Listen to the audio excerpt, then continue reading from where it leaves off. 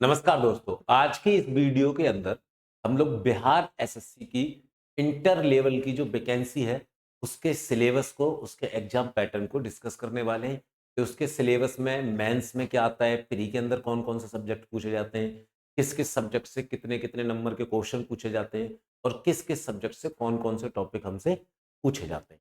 तो आज की वैकेंसी का हमारा मुद्दा है बिहार एसएससी की और वो है इंटर लेवल का। तो सबसे पहले मैं अगर बात करूं तो जो आप लोगों का प्री एग्जाम होता है उसके अंदर 3 सब्जेक्ट आप लोगों से यहाँ पे पूछे जाते हैं। ठीक है, जनरल स्टडी से आपसे क्वेश्चन पूछे जाते हैं, जनरल साइंस एंड मैथमेटिक्स से आपसे क्वेश्चन पूछे जाते हैं और मेंटल एबिलिटी रीजनिंग से आप लोगों से क्वेश्चन यहाँ पे पूछे जाते हैं। आप लोगों को जनरल स्टडी के मतलब कि जीएस के यहाँ पे 50 क्वेश्चन देखने के लिए मिलते हैं। अगर मैं बात करूं यहाँ पे जनरल साइंस और मैथमेटिक्स को मिला के आप लोगों से 50 क्वेश्चन यहाँ पे पूछे जाते हैं।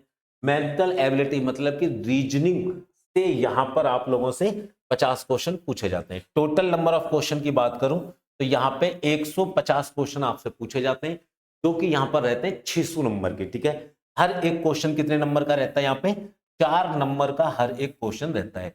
एग्जाम के लिए जो टाइम मिलता है आप लोगों को 2 घंटे 15 मिनट का टाइम आपको यहाँ पर दिया जाता है क्वेश्चन सॉल्व करने के लिए। मतलब 135 मिनट आप लोगों को मिलेंगे 150 क्वेश्चन सॉल्व करने के लिए बीएसएससी के आपके इंटर लेवल के प्री एग्जाम के अंदर। ठीक है, और दूसरा बात मैं आप लोगों को बताऊं बच्चे, अभी महाकुंभ ऑफर जो है एग्जाम विधि पर अभी चल रहा है और आज उसका आखिरी दिन है और आप इस महाकुंभ ऑफर के तहत कोई भी बैच 99 रुपए के अंदर खरीद सकते हैं, अपना ज्वाइन कर सकते हैं और अपनी पढ़ाई को बेहतर कर सकते हैं। ठीक है, अगर मैं देखता हूं आप लोगों से कि इंटर लेवल का जो मेंस रहता है बीएसएससी के अंदर, मेंस एग्जाम के अंदर कौन कौन से सिलेबस पूछा जाएगा, तो भैया आप लोगों का जनरल अवेयरनेस और हिंदी लैंग्वेज के क्वेश्चन पूछे जाते हैं।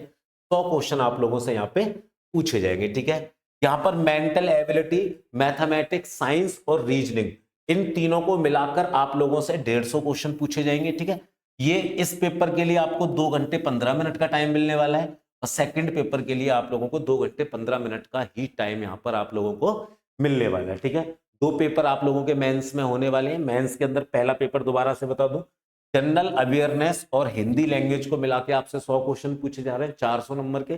प्रत्येक क्वेश्चन आपसे 4 नंबर का पूछा जाएगा। 2 घंटे 15 मिनट का टाइम आपको मिलेगा।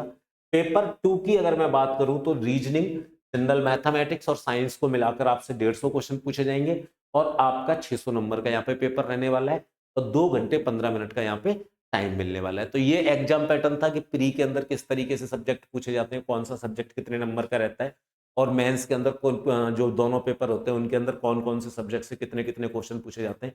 अब हम देख लेते हैं कि भैया हर सब्जेक्ट का सिलेबस क्या है, सब्जेक्ट के अंदर टॉपिक क्या हम लोगों से पूछे जाते हैं। ठीक है, तो अगर मैं बात करूं जनरल स्टडी की तो देखो करंट अफेयर तो सिंपल सी बात है, हर एक एग्जाम के लिए मोस्ट इंपोर्टेंट आज की डेट में बना हुआ है। आप कोई भी एग्जाम दे लें गवर्नमेंट जॉब से रिलेटेड, करंट अफेयर के तो क्वेश्चन आपसे पूछे ही जाने जाने। ठीक है ना, इंडियन हिस्ट्री से यहाँ पे क्वेश्चन आप लोगों से पूछे जाएंगे। ठीक है, फिजिकल फीचर्स यहाँ पे पूछे जाएंगे, क्लाइमेट डेमोग्राफी से आप लोगों से क्वेश्चन पूछे जाएंगे, इकोनॉमिक्स एंड सोशल डिपार्टमेंट से आपसे क्वेश्चन पूछे जाएंगे, पॉवर्टी आपका हो गया, इकोनॉमिक्स प्लानिंग हो गया। ठीक है ना, knowledge related of politics and scientific field हो गया, स्पोर्ट्स, सिनेमा, लिटरेचर से आपसे क्वेश्चन पूछे जाते हैं।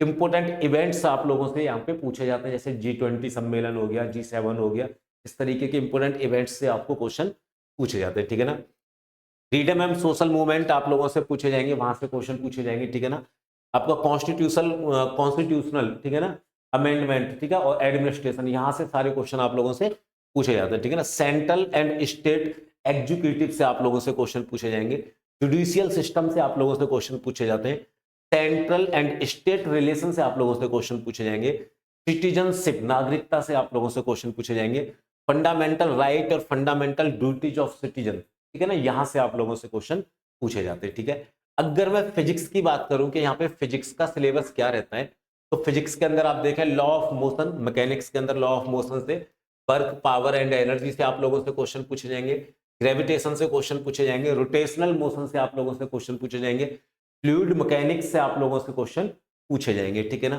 थर्मोडाइनमिक्स की बात करूं तो लॉ ऑफ थर्मोडाइनमिक्स से क्वेश्चन आएंगे, आपका हीट और टेम्परेचर से आएगा, थर्मल एक्सपेंशन हो गया आप लोगों का, हीट ट्रांसफर से आप लोगों से क्वेश्चन पूछा जाएगा।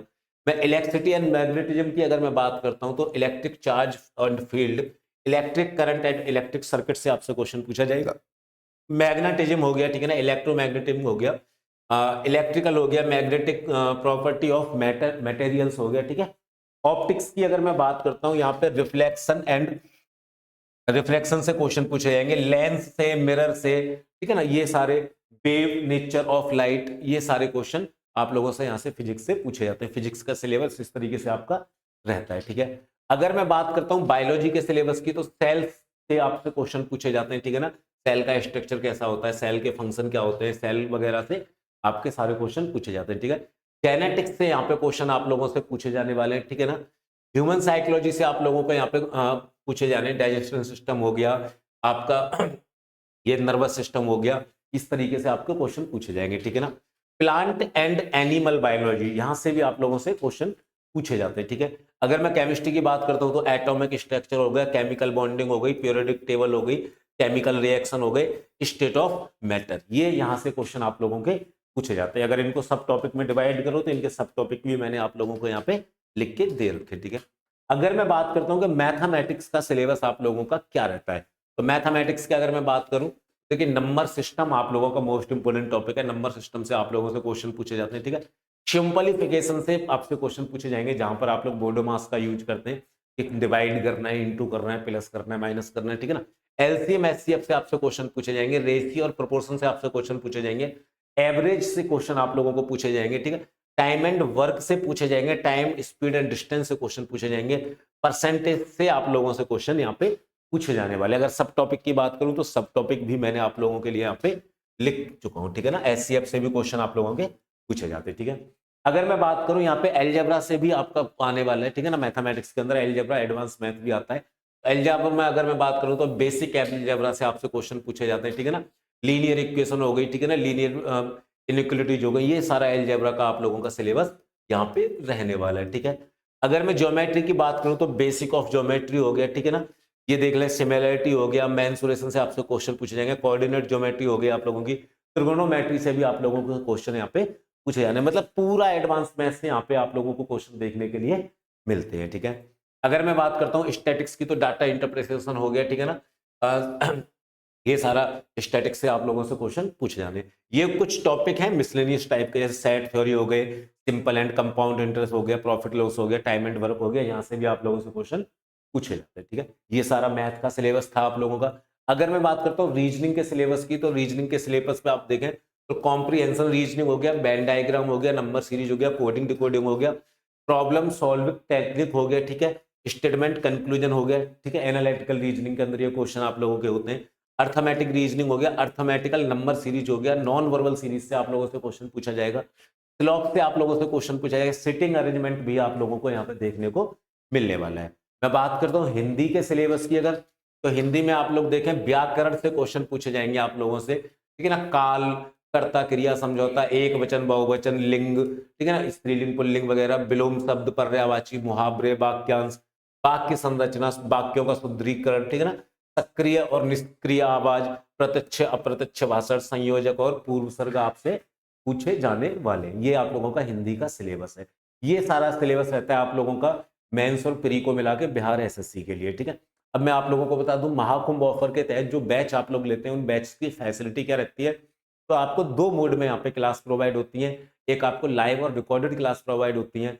आप अगर बात करते हैं कि भैया यहाँ पे नोट्स वगैरह मिलते हैं, तो नोट्स आपको 4 फॉर्मेट में मिलते हैं।